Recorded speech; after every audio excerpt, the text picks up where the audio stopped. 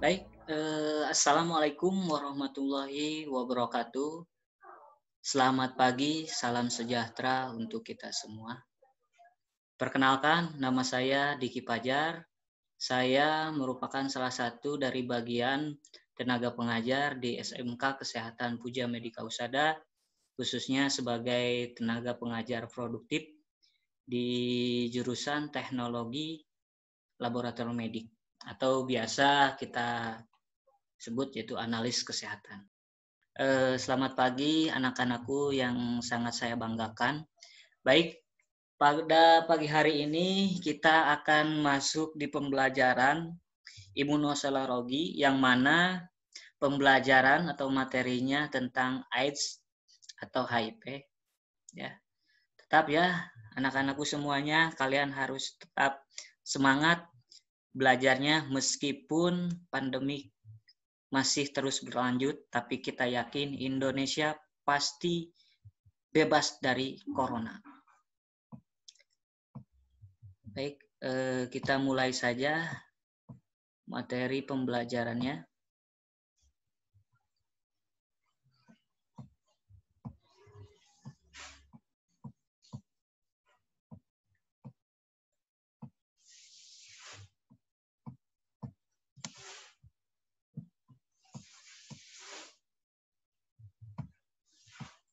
Nah, sebelum kita masuk ke materinya, alangkah baiknya kita harus tahu dulu ya, apa sih itu HIV atau AIDS ya. Jadi HIV ini adalah singkatan dari Human Immunodeficiency Virus yang dapat menyebabkan AIDS dengan cara menyerang sel darah putih, sehingga dapat merusak sistem kekebalan tubuh manusia. Nah, sedangkan AIDS itu sendiri adalah singkatan dari Acquired Immunodeficiency Syndrome, yang merupakan dampak atau efek dari perkembangan biakan virus HIV dalam tubuh makhluk hidup. Jadi, ingat jangan sampai ketukar ya antara HIV dan AIDS. Jadi HIV ini adalah virus. Nah, sedangkan penyakit yang disebabkan oleh HIV ini yaitu AIDS. Mungkin di kalangan masyarakat masih ketukar gitu antara HIV dengan AIDS. Jadi sebenarnya HIV ini adalah virusnya. Nah, sedangkan penyakitnya itu sendiri adalah AIDS. Baik, apa sih penyebab HIV atau AIDS? Ini ada dua penyebab ya jenis virusnya. Yang pertama itu HIV-1 dan HIV-2. Yang mana HIV-1 ini banyak ditemukan di daerah barat, Eropa, Afrika Tengah, Selatan, dan Timur. Sedangkan kalau HIV-2 ini banyak ditemukan di Afrika Barat.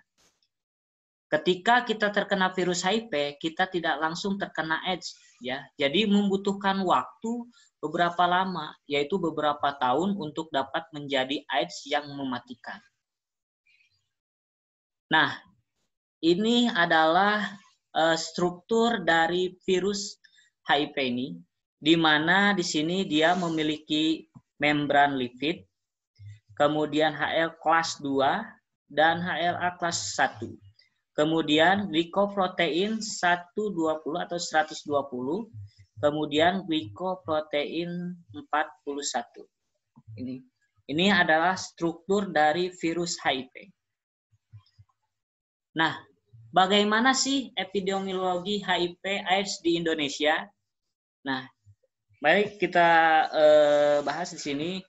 Jumlah HIV dan AIDS yang dilaporkan pada tanggal 1 Januari sampai dengan 30 Juni 2013, yang mana HIV ini berjumlah 10.210, sedangkan AIDS 780.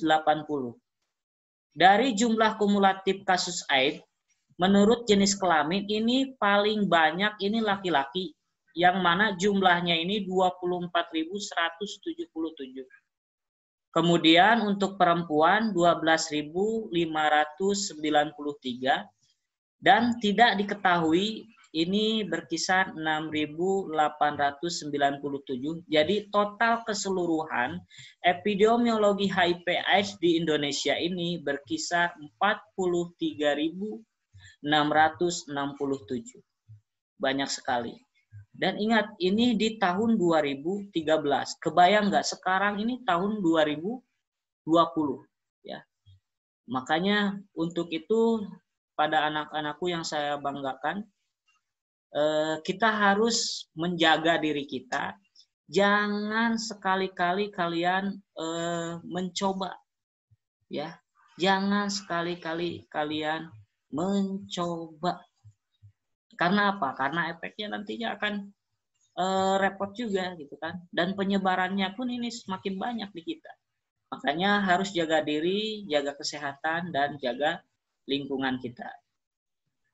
Kemudian berdasarkan jumlah kumulatif kasus AIDS, menurut faktor resiko ini paling banyak ini disebabkan karena heteroseksual. Jadi suka sama lawan jenis. Ini berkisar 26.158. Sedangkan faktor resiko yang disebabkan oleh homo biseksual ini berkisar 1.030. Kalau oleh IDU ini berkisar 7.833. IDU di sini adalah inject drug as. Jadi penggunaan jarum suntik ya, penggunaan jarum suntik oleh satu jarum oleh semuanya, jadi satu untuk bersama gitu ya. Kemudian untuk transfusi darah ini 86, transmisi perinatal ini pada ibu ke anak ya, jadi ibu yang melalui plasenta pada bayinya ketika lahiran ini ya, ini akan angkanya itu 1.194. Dan yang tidak diketahui itu 7.126. Nah, berdasarkan jumlah kumulatif kasus AIDS, menurut golongan umur, paling banyak ini di kisaran usia 20 sampai 29 tahun. Ya, sangat mengerikan sekali ini datanya. Nah, untuk usia kurang dari 1 tahun, ini ada 165 ya. Jadi semuanya jenis usia ini baik usia muda, balita atau tua ya, ini sangat-sangat sekali banyak ya yang mengidap penyakit AIDS ini. Nah, untuk itu ini harus menjadi bahan perhatian untuk kita semua agar terus menjaga diri kalian, khususnya mengenai masalah kebersihan juga. Ya, dan jangan sekali-kali kalian mencoba untuk melakukan hubungan seksual. Ya. Terutama istilahnya ya kita harus betul-betul menghindari itu semua. Kecuali yang memang sudah berumah tangga. Baik, yang selanjutnya, melalui apa sih HIV atau AIDS ini dapat menyebar? Ini banyak sekali. Yang pertama yaitu cairan yang keluar dari tubuh manusia yang menderita HIV atau AIDS bisa menyebarkan virus HIV ke orang yang sehat. Seperti darah jelas, sperma, cairan vagina, ASI atau air susu ibu. Ini bisa menyebarkan virus HIV ke orang yang sehat. Kemudian, apakah semua cairan tubuh bisa menularkan HIV atau AIDS? Cairan tubuh yang tidak mengandung HIV pada penderita HIV positif ini tentu tidak semuanya. Ini air liur atau air ludah saliva ini tidak bisa menularkan HIV karena dia tidak mengandung di sini. Kemudian feses juga tidak menularkan, air mata juga tidak menularkan, air keringat juga sama, dan urin juga tidak menularkan. Sedangkan yang menularkan tadi yaitu darah, sperma, cairan vagina, dan ASI. Kemudian ini yang penyebarannya ini yang kedua yaitu homoseksual. Ini homoseksual ini paling banyak yaitu 46% dari semua kasus. Kemudian heteroseksual ini 11% dari semua kasus. Hubungan seks oral, yang selanjutnya hubungan seks melalui anus. Penyalahgunaan obat melalui intravena ini di kisaran 25% dari semua kasus. Penggunaan jarum bersama-sama, ini akupuntur, jarum tato, jarum tindik, ya. Maksudnya ini untuk kalian yang terjun di dunia bekam, ini harus diperhatikan ya.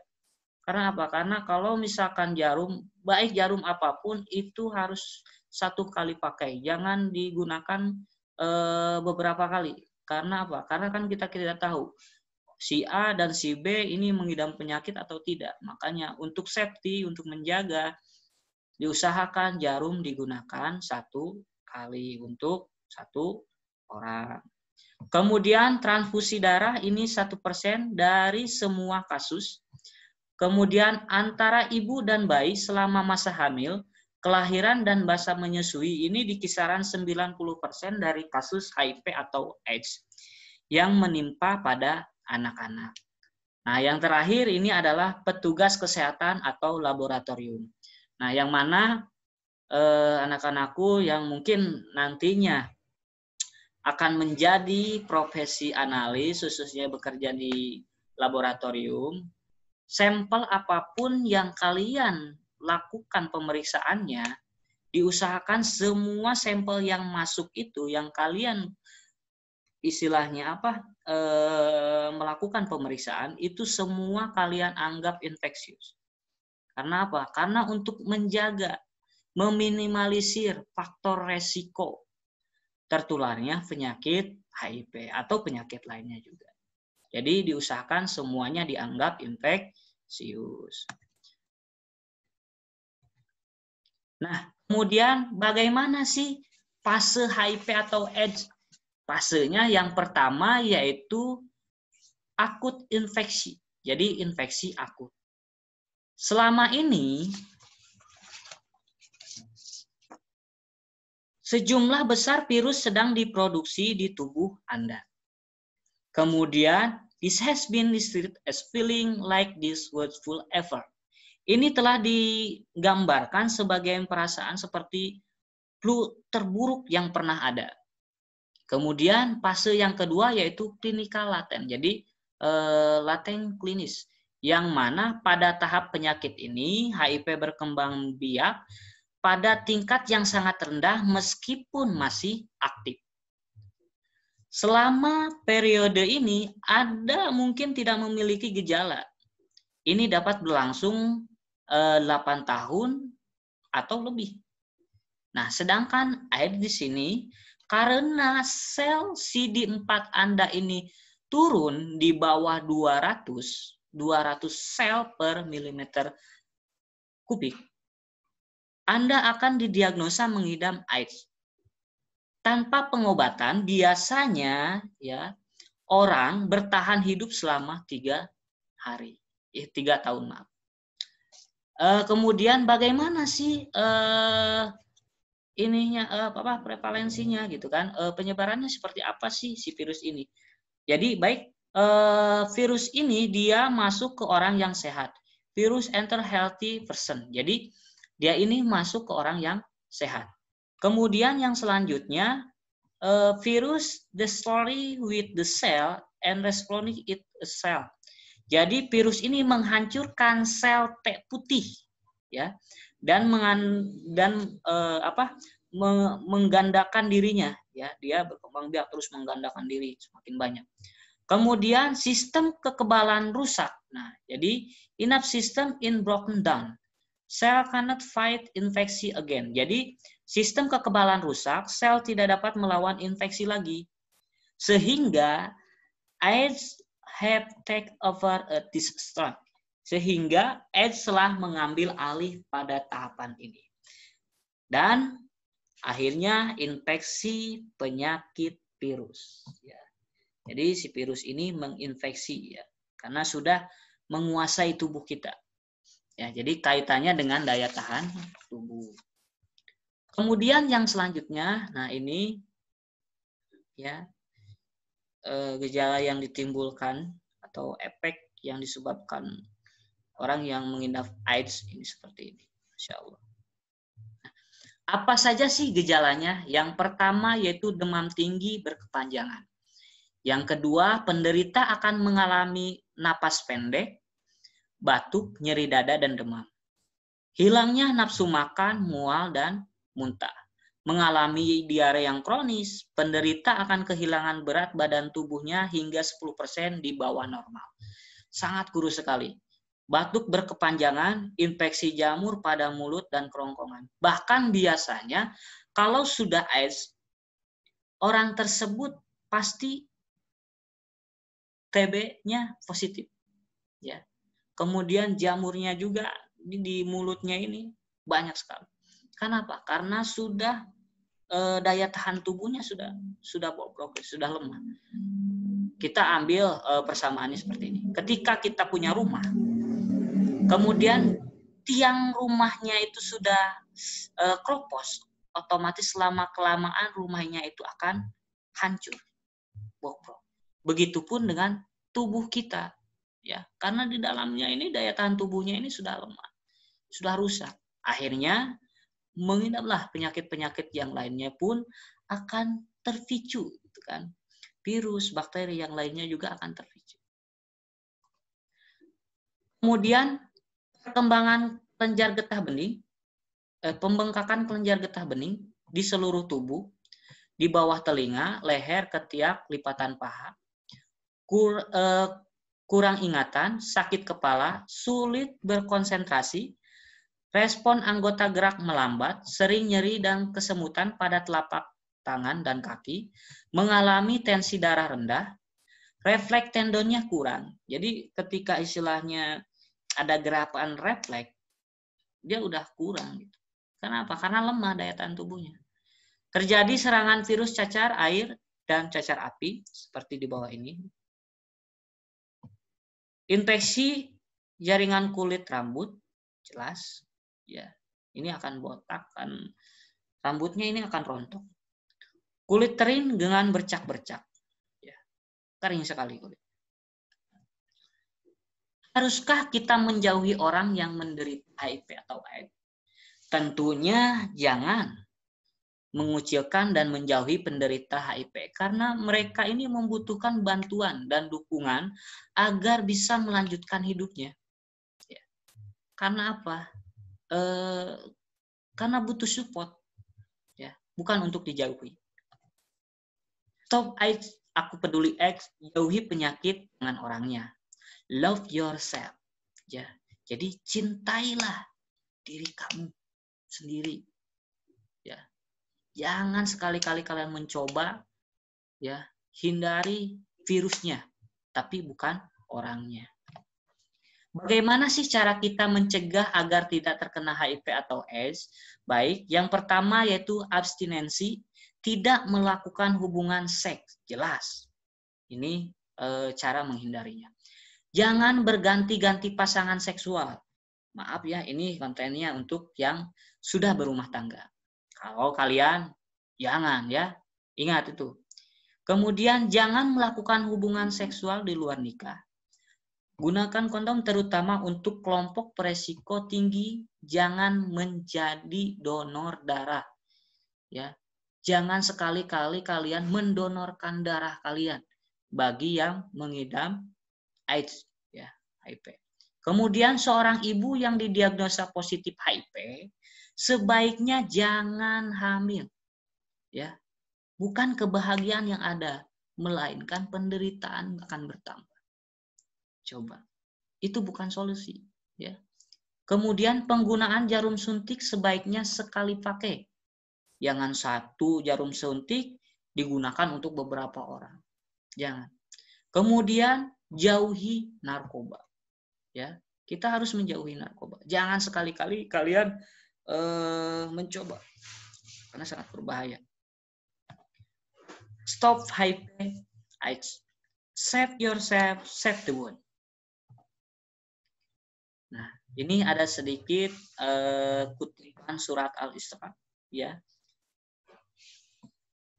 Dan janganlah kamu mendekati zina, sesungguhnya zina itu adalah suatu perbuatan yang keji dan suatu jalan yang buruk.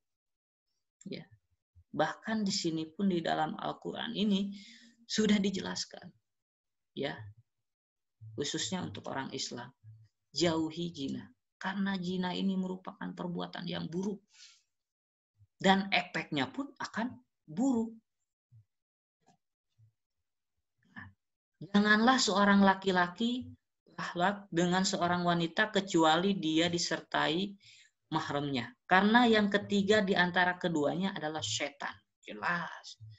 Jangan sekali-kali kalian berduaan kalau bukan mahramnya. Oke? Jaga diri, jaga iman, dan jaga hati. Insya Allah kalian setidaknya meminimalisir faktor resiko. Ya. Terima kasih atas perhatiannya. Mungkin itu saja yang materi yang bisa saya sampaikan. Kurang lebihnya mohon maaf. Intinya kalian tetap belajar, ya. Jangan patah semangat meskipun pandemi saat ini masih belum selesai, tapi kita harus yakin bahwa Indonesia bisa, Indonesia bersama melawan corona. Insya Allah 2021 kita bisa belajar seperti hal yang biasanya bertatap muka. Ya, jaga diri kalian, jaga lingkungan kalian, selalu menggunakan masker, cuci tangan, dan hand sanitizer. Oke? Itu saja yang bisa saya sampaikan. Akhirul kalam. Wassalamualaikum warahmatullahi wabarakatuh. Saya sehat, saya sehat, saya sehat. Maju.